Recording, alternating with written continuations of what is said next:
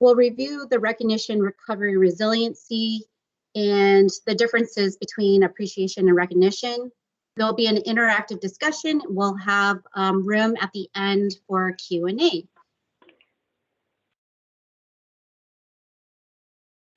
So update to well-being at work. I'm sure that most of you and many of you have meetings already scheduled with either myself and Irene to go review your fiscal annual plans for 1920. We're also going to be discussing on how to support you to finish up this current fiscal year's annual plan as well. We are collecting spotlights now, so please, if you have done anything, any events, any trainings, or any activities within your department, please submit spotlights. And we have some new virtual offerings that we will share with you after training. And we're really excited to also share with you that we will be doing our trainings via SF Portal through the e-learning sites online. So, you know, for those who have been with the Champion program, the Wellbeing at Work program, we used to do the overview trainings and the annual plan trainings.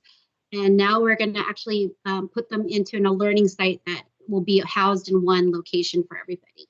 So more to come on that. And I would love to tell you a little about Leticia. She works with HSS. She's the Senior Health Program Planner for HSS. Some of her key duties include supporting the strategic planning and racial equity action plan for our division. She completed her undergrad studies at the University of San Francisco in psychology with an emphasis in neuroscience and ethnic studies. Resiliency development in times of adversity was a focus of her graduate thesis at Columbia University. Leticia is accredited as a certified health education specialist to promote program planning and policy development. So you are in very good hands today. And Leticia, go ahead and take it away. Thank you for the gracious introduction, Lisa. And thank you, key players, for welcoming me today. As we ready our minds for this important training and conversation about recognition and appreciation, I'd like to reflect on a super simple quote. Employees are people too. And as teams grow and working conditions become less intimate, both in and outside of this virtual world, it's really easy to lose those close and personal connections. The way to develop the best in a person is to connect with them through recognition and appreciation. This can have a profound effect on our workplace culture. Next slide, please. And before we jump into these ideas, I do want to introduce a few community agreements that can help frame our interactive discussion that's to come at the end of this training, as well as all of the content that you'll be receiving.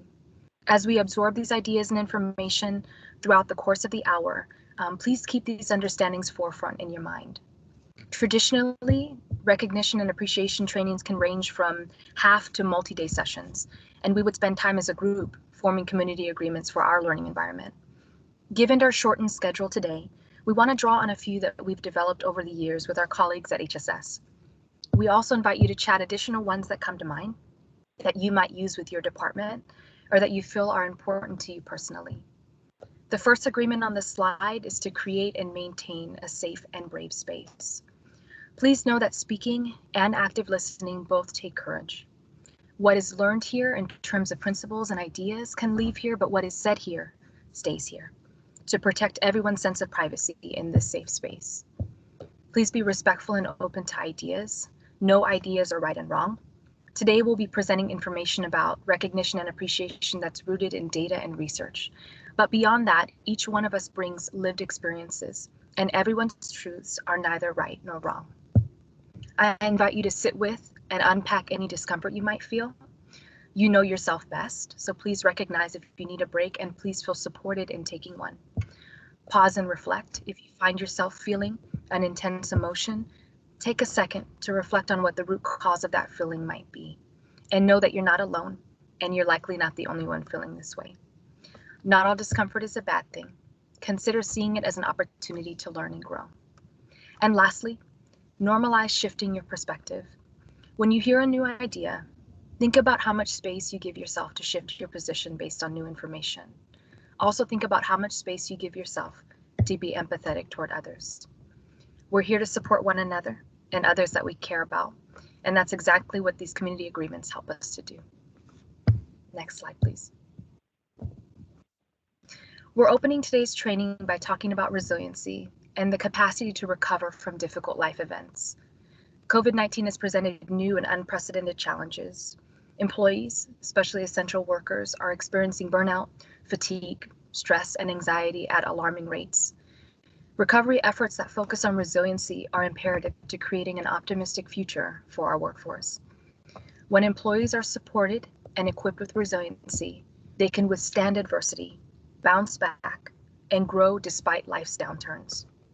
Some people equate resiliency with mental toughness, but demonstrating resiliency takes much more than that. It includes facing and working through those difficult circumstances. It takes time, strength, and help from people around you. Recognition and appreciation can support the development of individual resiliency and specific competencies that are displayed on the screen. When employees are given recognition based on work performance and appreciated for their worth as a colleague and human being, their resilience grows. They are reassured that their focus and problem-solving abilities are benefiting the organization at large, and their ability to reciprocate empathy and emotional control in stressful situations increases. Employees feel more self-confidence and approach tasks from a mindset of optimism, positivity, and growth. Next slide, please. If we peel back the layers of adversity that we have faced, whether it's COVID, racial inequities, civil unrest, we all have basic human needs and motivations. Maslow's hierarchies of needs on the screen suggests that people are motivated to fulfill basic needs before they realize other higher level needs. Each level of need can be supported to help keep employees focused and motivated at work. Survival, things like food, water, sleep, references basic needs that must be met before any other levels can be addressed. We all know how important this level of wellness is. Safety is the next level, including things like economic, physical safety, and at work we can support these by promoting employee benefits, injury prevention, ergonomic policies, encouraging the use of well-being resources found in health plans and SFHSS services. Love and belonging is the next tier, and at work that relates to things like social and team connectivity. Those can be supported through consistent affirmations of appreciation for the work that's being contributed to the organization, promoting team building, creating a culture of support among employees through peer-to-peer recognition. Esteem is the next rung, which relates to things like importance, recognition, and respect. Those can be nurtured by providing ongoing support, formal recognition for performance, encouraging professional development through internal promotions and appreciation. And finally, self-actualization includes challenges, opportunity, learning, and creativity. Those can be cultivated with opportunities for career development, cross-training within a department, and increasing awareness of career advancement pathways. This is an opportunity to showcase investment in an employee's success. Next slide, please.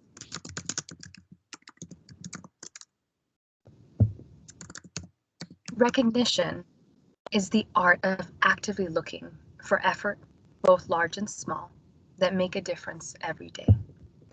Recognition is about giving positive feedback based on results or performance. Recognition places value in something an employee does, with the focus being workplace accomplishments.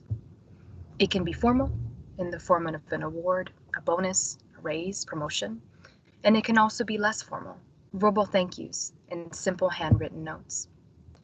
Whether these are spontaneous or structured, organizations that leverage results-driven recognition programs experience greater overall success with respect to employee engagement, motivation, and satisfaction in the workplace.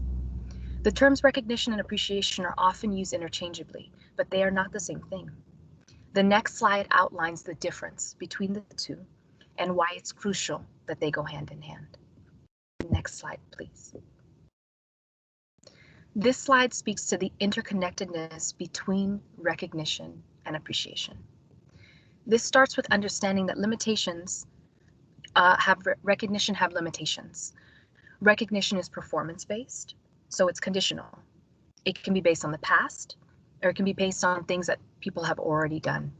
It's also scarce, so there's a limited amount of recognition to go around. Everyone can't be mentioned on an award or included in a memo every time. It generally comes from the top, so staff-to-staff mechanisms are often missing. It's also not always easy to measure. Outstanding customer service, devotion to one's team, selflessness, having a low completion error rate, completing X number of tasks, right? It's very different measuring those types of things. And that's why it's critical to couple recognition with appreciation. And that's because appreciation places value in an employee's inherent value. It's about their worth as a colleague and a whole person. Appreciation creates intrinsic motivation and helps to create a culture of engagement, loyalty, and high-performing employees. This can be as simple as an everyday greeting, scheduled check-ins, acknowledging an employee's effort, not always the end product. Appreciation accounts for the fact that there's not always tangible results to point to, depending on the project, and can be more inclusive of everyone's contribution. Even when people succeed, inevitably there will be failures and challenges along the way. So if you only praise positive outcomes or recognition, you miss out on a lot of opportunity to engage with and support your team members through highs and lows that we all go through. People want to be validated and understood, not just by leadership, but by one another. Do you see and hear me? Do you know who I am and what I bring to the table? Does what I do mean something to our organization? Next slide, please. The following stats are from evidence-based studies and surveys that show the critical importance of recognition and appreciation in the workplace. The Tanner Institute reports that employees who receive recognition generate twice as many ideas per month as those who are not recognized. 76% of employees who feel appreciated feel like they can take on anything. Even being a part of an environment where recognition and appreciation is taking place has its benefits. Employees who receive, give, or simply observe recognition and appreciation in the workplace are 6 times more likely to be engaged in efforts to support their organization. Next slide, please. Through this training, we hope that you recognize that both of these are important tools to building recruitment, retention, and organizational excellence as a part of your workplace culture. As key players, you all have close touch points with employees and supervisors with whom you work. Recognition and appreciation are an important component for your well-being plan and should be integrated to promote resiliency among staff. To ensure a meaningful program, be sure to take into consideration employees' views and attitudes toward the current status quo of recognition and appreciation. Your personal experience counts too, so have conversations with your colleagues. Ask them what recognition and appreciation would look like and feel like to them.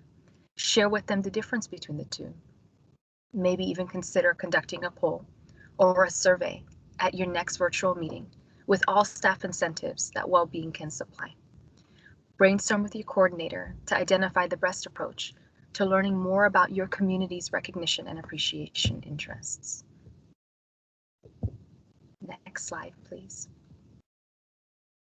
Above all, please always keep in mind that authenticity, meaning, and motivation are at the core of employee programs. Realize that giving out recognition is about the way that the recipient wants to be validated.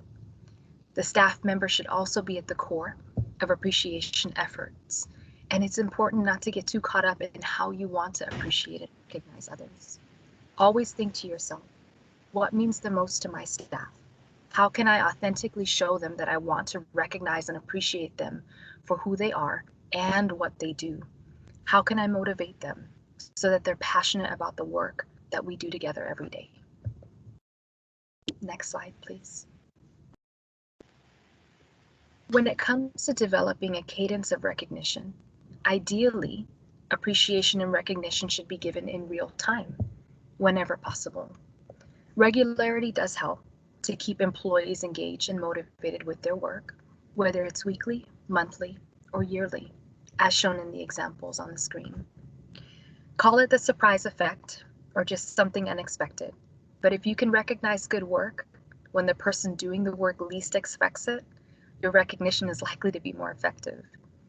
The opposite, a milestone recognition, such as a work anniversary, is anticipated, right? And therefore not always as likely to delight. The more specific the behaviors your program recognizes, the better your chances of fostering those behaviors across the entire workforce. Awarding Employee of the Month doesn't always tell people what unique contributions they make and why those are deserving of praise. But turning a customer's complaint into a compliment, for example, is something that specific employees can emulate throughout the course of their work, taking on a different perspective. If you recognize specific behaviors or performance, you not only reward the employee, but you enforce the foundation of the company's culture.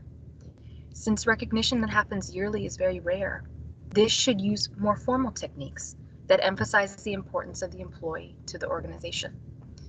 To be effective, recognition needs to be meaningful to the employee that receives it above all. Given the diversity in the modern workforce, one of the best ways to enforce rewards and recognition being meaningful is to let the recipient choose. Many companies use a reward program that lets employees choose from varieties of options, things like gift cards or donations to charitable organizations, making it meaningful and making the impact last. Next slide, please. And diversity doesn't only relate to the types of rewards and incentives people prefer. It is reflected in the diversity, equity, and inclusiveness of workplace culture. A diverse workplace environment includes employees of different genders, races, nationalities, sexual orientations, and identities. Inclusion is about how well the contributions, presence, and perspective of different groups are recognized and appreciated in the workplace. Embrace differences in the workplace through recognition and appreciation by providing time and space for colleagues to share aspects of their diverse identity that bring meaning, purpose, and passion to their work. Let them know that they have inherent value, not just for their accomplishments. Demonstrate that you see them, you hear them, you know about the unique contributions that they bring to the table, and acknowledge that it's the adversities and triumphs that have shaped their diverse identity that they bring with them to the workplace as a colleague and a fellow human being. Next slide, please. On the screen now are lists of cultural and heritage observations and identity celebrations. Please know that these are examples only, and by no means is this list exhaustive. When I trained with the Government Alliance for Race and Ethnicity, I learned that there are usually at least 5+ opportunities in every month to celebrate occasions that relate to diversity, equity, and inclusion that we represent as individuals and city employees. Please keep in mind that it's not always possible to cover everything deeply and authentically, but giving nod to those that are resonant and relevant to our times in our community can be respectful. Always be as authentic as possible and do your homework, including tapping into your colleagues, departmental and citywide, who are inclusive of these groups. Also depend on the support of colleagues and leadership to honor these celebrations in intentional and thoughtful ways. I'd like to thank you so much for allowing me to have space in the training today. And before I turn it over to Irene for the second half of the presentation, I'd like you to think about any questions, ideas, or understandings that might have arisen in the first half of our training. Please do me a favor and drop those in the chat. We won't have the Q&A until the end, alongside our interactive discussion, but I don't want to lose sight of any of the valuable contributions that you'd like to surface now. And with no further ado, Irene, on to you. Thanks, Leticia. So great to be able to be presenting with you today. So I wanted to just start by saying thank you to all of our champions and department leads who showed up today. I've been taking attendance, and we have 50 of you in attendance, so it just speaks to your willingness to lean into the conversations we're having about resiliency and helping to make sure that our employees continue to stay supported in through the capacity of your roles. So thank you so much for carving out the time. This slide that I'm going to start to lead off with helps to kind of talk about the importance of involving all levels of the organization when you think about what approach you want to take for recognition and appreciation. And Leticia did a great job in kind of laying down the groundwork for why we're here today. So my role next is to provide you with some tangible ideas on what you can do through your roles as a department lead and a champion. So this slide shows this best practice, which is known as the 50-30-20 rule. It boils down to exactly what you see on the slide, where 50% of recognition should come from leadership, 30% from peers, and 20% at a department-wide level. So during today's training, we'll focus on the leadership and peer level. However, think of this training as a teaser for departments.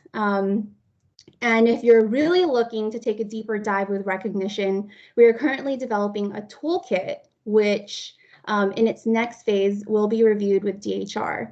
Our hope is to identify departments that will be interested in launching a pilot recognition program with our support. And if you're interested, you'll be reminded to reach out to us at the end of today's training.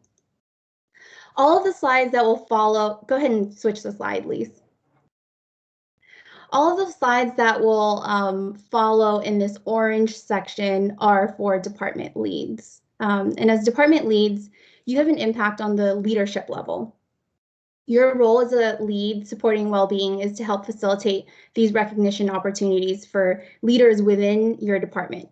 From the leadership level, the focus is on acknowledging the whole team as well as the individuals represented within the team. So if staff report to you, then it can start directly with your team, and you can role model recognition and appreciation with the following ideas. Next slide, please. One of the relatively easiest ways leaders can practice appreciation each day is to build recognition and appreciation into their daily interactions. So finding opportunities in everyday interactions to provide feedback in the form of appreciation. When a colleague delivers on their contribution for a project, for instance, it would pose an opportunity to not just think, wow, they made the deadline and this is excellent work, but to go out of your way to make sure that you have an interaction with them that says, thanks, you're so dependable, and I know I can always count on you. I appreciate your contribution to the project to keep it moving along. Just remember, the key to practicing everyday appreciation is to make sure you are genuine with each interaction. And it does show, so make sure that you mean it when you say it. This slide provides some compliment starters to help leaders find the words they may want to express to employees to showcase their appreciation. Next slide, please.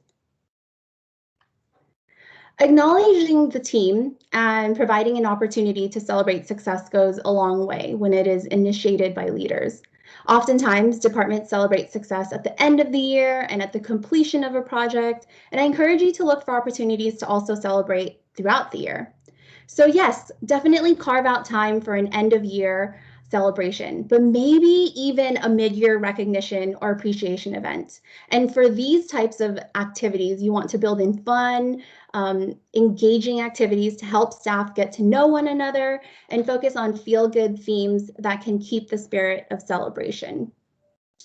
Sometimes this shows up at the time of like your holiday party and things like that, where the director might give some words about what has been accomplished by the department, but managers and supervisors have an opportunity to do this on a more routine cadence, where you celebrate what's happening with your immediate staff. Similarly, when a project is completed, most people will celebrate, but you might also want to celebrate overcoming a huge milestone or challenge, and make sure that you're celebrating all that is accomplished throughout the process.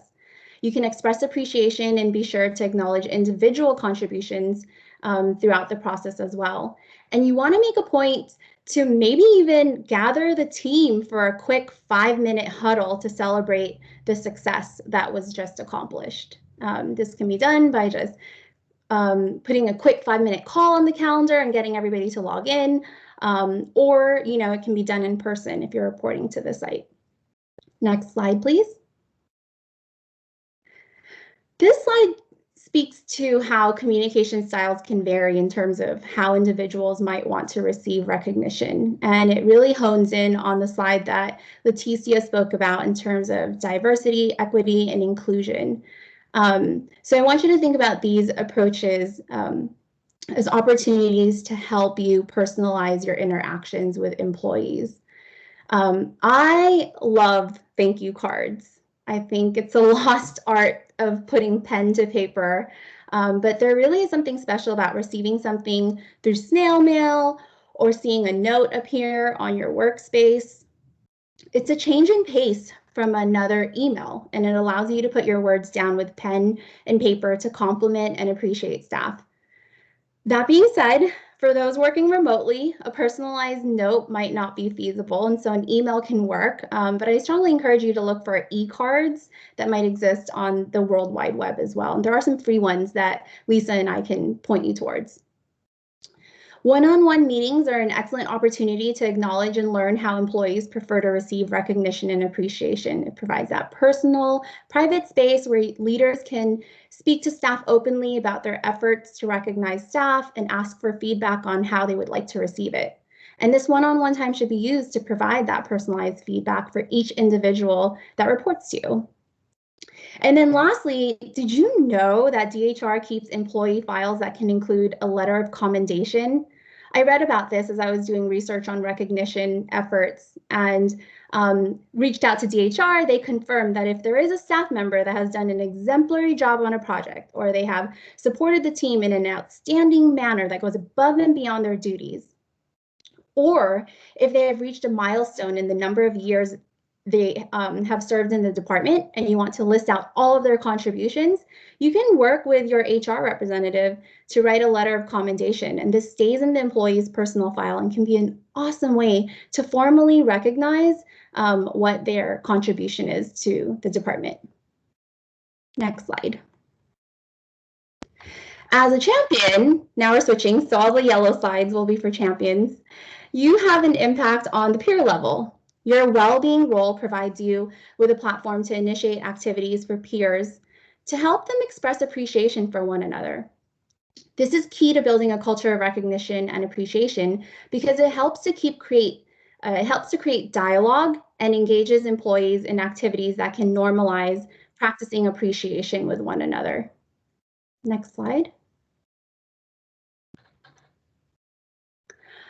A peer-to-peer recognition model is nearly 36% more likely to have a positive impact on creating a culture that supports recognition compared to just manager-only recognition. So it goes back to that 50-30-20 rule. It really requires all levels to be involved. It's important to remember not to make peer-to-peer recognition mandatory. That makes it forced and it could come off as insincere. So thinking about how different people like different things, if you work long enough or close enough with someone, you have an advantage of knowing what they'll appreciate. And you'll want to stick to that so that you can't go wrong, which is why when you receive appreciation from within your team, for instance, it can go, can make a big impact on the individual. I personally love the idea of a traveling trophy award, which is the first example in that white box. It's where you get a figurine, a trophy, or something fun like a decorated mug, and you award it on a rotating basis to an employee who made an outstanding effort. But the key is that you let the recipient choose the peer who receives it next.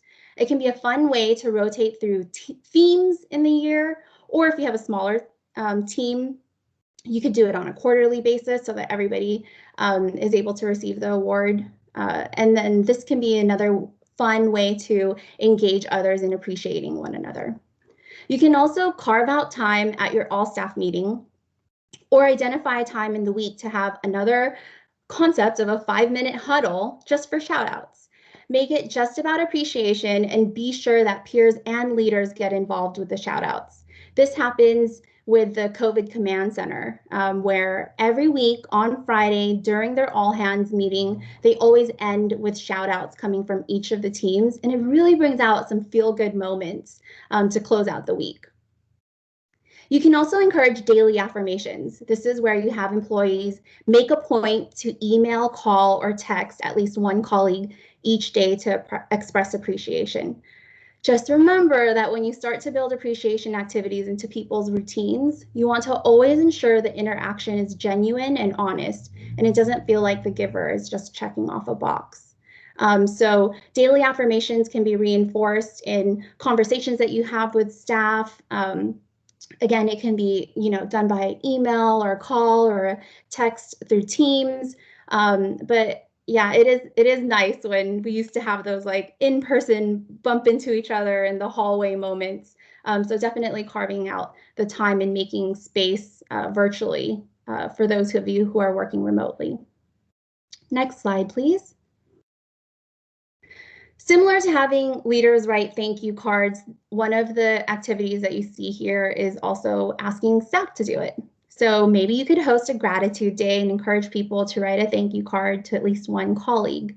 There are some fun free e-card vendors online that I referenced, and also we have thank you cards in stock. Through SFHSS, you can actually request thank you cards, and so we can help to facilitate that as well. Another activity could be a kudos board where people can write down a compliment or a token of appreciation for a colleague.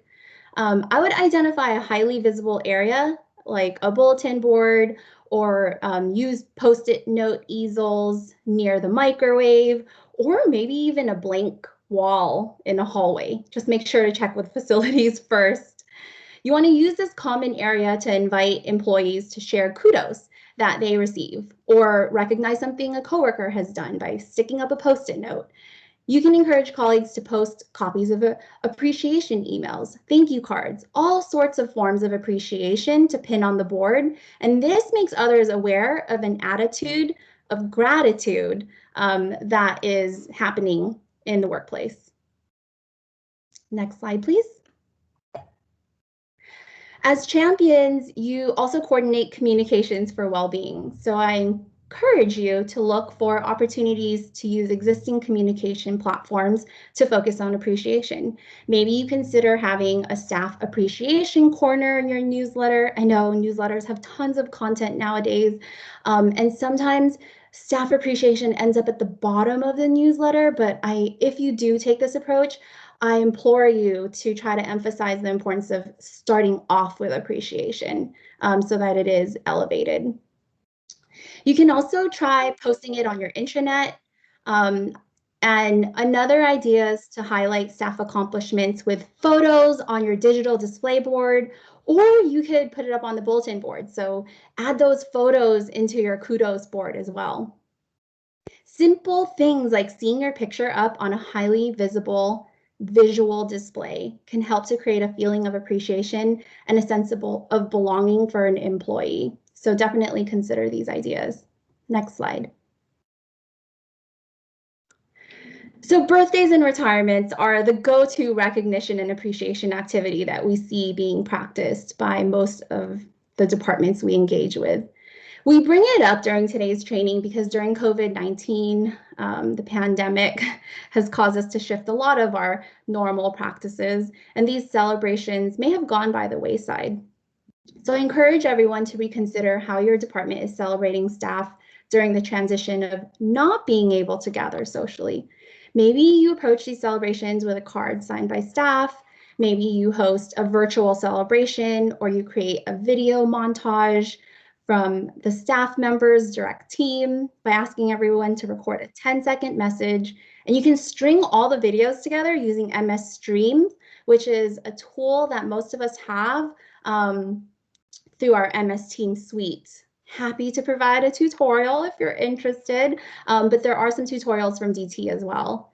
And then small acts of appreciation like this can go a long way. You've heard me say that over and over again, and you should definitely capitalize on all the opportunities to uplift staff and to practice appreciation. And then as we transition to this road to recovery and whatever newness comes in the new fiscal year, really conceptualize how, what ways you can sustain these celebrations, and ask staff also if they have any ideas. Next slide. So just to round out everything that we just went through, in terms of the ideas that we provided for leaders and department leads and champions to implement in the workplace, we have 3 best practices that we want to just reiterate with. The first is that you want to involve all levels within the department, and remember the 50-30-20 rule to build a culture of recognition and appreciation. The second best practice is focusing on diversity, equity, and inclusion, and making sure that you're personalizing interactions for each individual. That's the key. You want to make sure that you're focusing on each individual and how they might want to receive the recognition or appreciation. Make a point to ask employees and colleagues how they like to be recognized, and be intentional in accommodating their preferences to help ensure these interactions are meaningful. The third is to make recognition and appreciation a part of the core values that are recognized in the department. The tools represented in today's presentation offer an opportunity to uplift and prioritize staff contributions. And when you put these ideas to practice, be sure that it is supported and seen as an integral part of the organization's big picture. Remember, taking care of the employees who make up our workforce and who get the job done, this is a core value of the City and County of San Francisco. And as your well-being coordinators, we are here to support you in upholding that core value and supporting staff through the next phase of recovery. So lots of ideas were presented today, and I just want to reiterate that if this felt really good to you and you want to dig in a little bit more, we are exploring offering a pilot program, recognition program for departments. So if you're interested in what that would look like for your department, please reach out to us by emailing well-being@sfgov.org. Thank you so much. And now we are going to transition to you asking questions and discussing a little bit more about what we just learned today. Wonderful. Thank you so much, Irene, for that great presentation. And I'm excited, key players, to see the chat lighting up about things like retiree letters, excitement around the thank you cards. And we wanted to open it up for an interactive discussion. As we do that, we ask that you give thought to our community agreements that we mentioned in the beginning of the slides, and also think about this idea of stepping up and stepping back. So if you're someone who's very confident and comfortable in these spaces, stepping forward, we invite you to bring that energy and ideas. And at the same time, if you're somebody who tends to step back, we invite you to take an opportunity. If this feels like a safe place where you can come forward and share your thoughts and ideas, both types of energy are welcome, as are active listening and speaking. I do want to be cognizant of the fact that I am the timekeeper as a facilitator. I want to make sure that everybody has a chance to say what it is they want to say, and that everybody has an inclusive and equitable voice in this conversation. We're going to be talking about forms of recognition and appreciation that you've experienced in the workplace. And in doing so, we want to call attention to the questions on the right-hand side of the screen. What does meaningful recognition and appreciation look like? Was it personal? Was it general? Expressed openly, in private? These are ideas and information